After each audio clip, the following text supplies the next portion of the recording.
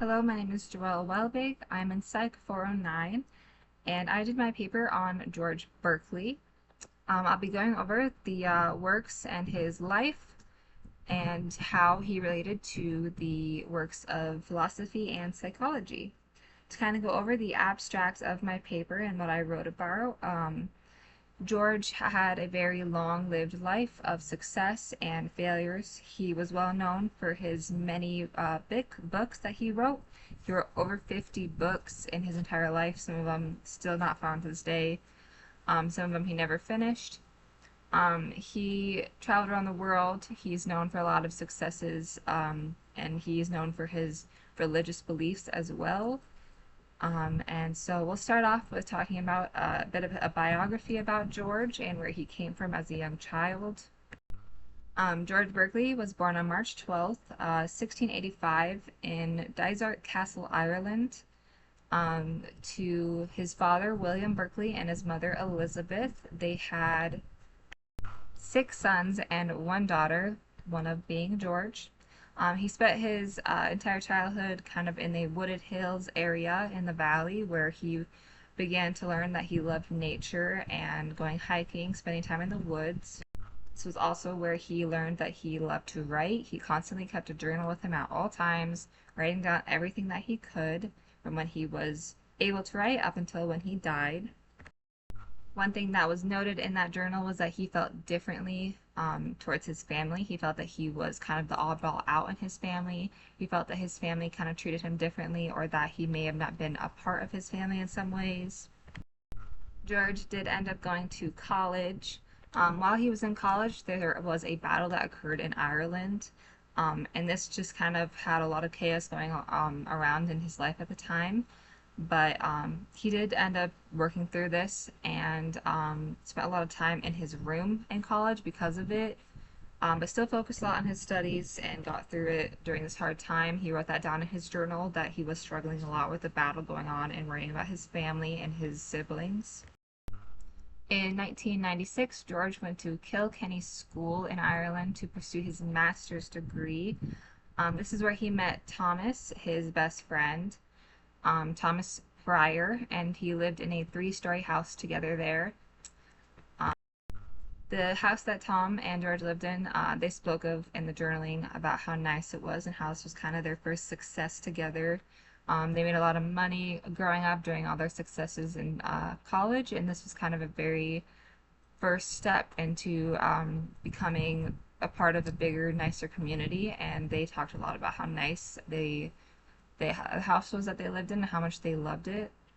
George also loved to garden, and they mentioned that in the three-story house that they had, there was a big garden, and they really enjoyed gardening there. George also mentioned that he went to church every single Sunday and that he became a big part of that church while he was there. This is also where George began struggling with his health a little bit. This is kind of the beginning of it. He began to realize that he had a chronic illness during his schooling time, mostly towards the end. A lot of issues with his kidneys, and he started to realize that he was having some illness problems, so he was going to the doctor a lot. He left Kilkenny School March 21st, 1700, and he wrote his first book, an essay towards a new theory of vision, which focused towards the perceptions and human limitations, which is he's widely known for this book because it was like the first book that came out, but he later created a different version of this book, which will be talked out later in the video. In 1734, he married Anne Elizabeth Dawson while he was in Dublin, and while he was in Dublin, he also formed a very large group of friends. He created a society in Dublin, and that's kind of where he took off on his big writing career because he began to write a lot more while he was in Dublin and while he was having this love connection with Anne. He signed an agreement with England, and he was promised money to start a religious college in Newport, Rhode Island. So him and his wife and their newborn baby moved to Rhode Island to start this college. After spending quite a bit of time there, the fundings fell through. It didn't quite work out, and they ended up having to move back. It was noted that during the lifetime, George and his wife had 8 kids together. Um, in equal parts of four daughters and four sons, one being one of his own junior, George Berkeley Jr. He joined a diocese in Ireland and became a very large part of the churches there, and later became the Bishop of Cloyne, and oversaw a lot of the bigger churches there, which he is widely known for. During this time, he continued to write, released many new books, but later on, he received news that his best friend Tom, who he was writing during the time, had passed away. He used this mourning information to keep writing and releasing new books.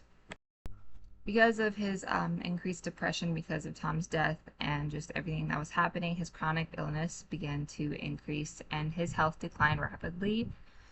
Um, he died on January 14th, 1753, in his home surrounded by his family. And he died with his wife and his kids next to him. He is buried at the Christ Church Cathedral in Oxford, England. And they held his body above the ground for a premature burial as like a religious kind of thing because he was the Bishop of Cloyne. We're going to go over kind of his major pieces that he wrote and what he's known for.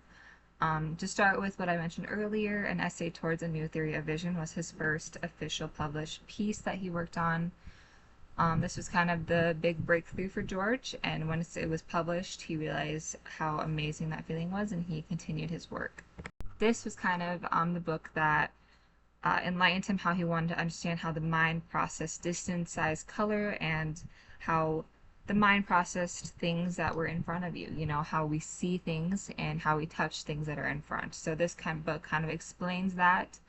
This was just kind of the reaching point into his term immaterialism that is later talked about more in his other books. The next book that he comes out with is a treatise concerning the principles of human knowledge, part 1 in 1720. There is a part 2, but he lost the manuscript, so that one never came out. He used this book as a way to break down his thoughts of principles, so not the work as a whole, but just each principle separately. So this book is just kind of explaining things separately in detail rather as a whole and explaining every single thought that he's had in detail. This book has a lot to do with immaterialism that I mentioned earlier, but it also has a lot to do with humanity and how he feels toward it, and how the human brain works and what his thoughts are towards the behavior of humans.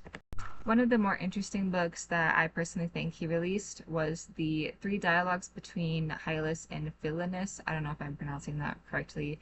This was kind of an interesting book between 2 different fictional characters that he created, kind of having a battle between each other and how his terms come in between those and his theories are presented into those 2 fictional characters.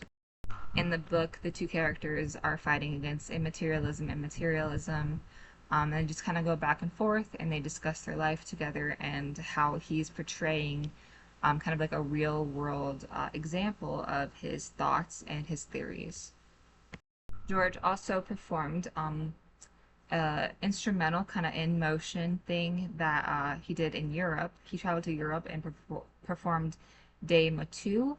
This is an instrumental work, kind of like a show, which was quite beautiful, and a lot of people went to this concert to see how he could put his theories into an instrumental way, which he was able to do. And then shortly after that, while he was in America, he was able to publish another book called Alciphron, which takes a dive into free thinking. This is another one of his concepts that he came up with and he thought very highly of. Just in new information that he was taking in during his stay in America and his thoughts on what he was seeing during this time in America, because it was obviously a new experience. So he took the term free thinking and just kind of let us all know what his thoughts were on that. When he came back to America, he kind of took this time to reset his mind and rethink his processes, because he kind of took the America trip as like a learning experience, especially since it didn't end up going the way that he wanted. And he wrote several new books during this time. A very popular one was Analyst. This was where he kind of criticized a lot of other theorists' calculations, um, where he just kind of takes a look at other people's calculations and compares them to his own and explains why they are incoherent or inconsistent. He rejects a lot of what these other theorists say in their calculations and explains how he feels about them and why they are incorrect. And this book obviously kind of goes with the title. He's just analyzing other people's calculations and kind of putting his own thoughts into them. And then, like I mentioned earlier, he did write another version of the Theory of Vision. He renamed it Theory of Vision, Vindicted and Explained, which is like a rewrite, where he just puts in that new concept of immaterialism in there, and he explains his exact meanings and what he thinks, and he puts everything that he learned into writing. Now that he's 100% sure of what he feels and believes, he mostly just clarifies and sums up all of his thoughts from that book, which was helpful for a lot of people because that first book was a bit confusing when he was just trying to grasp at what his thoughts were when he didn't have quite the word for it.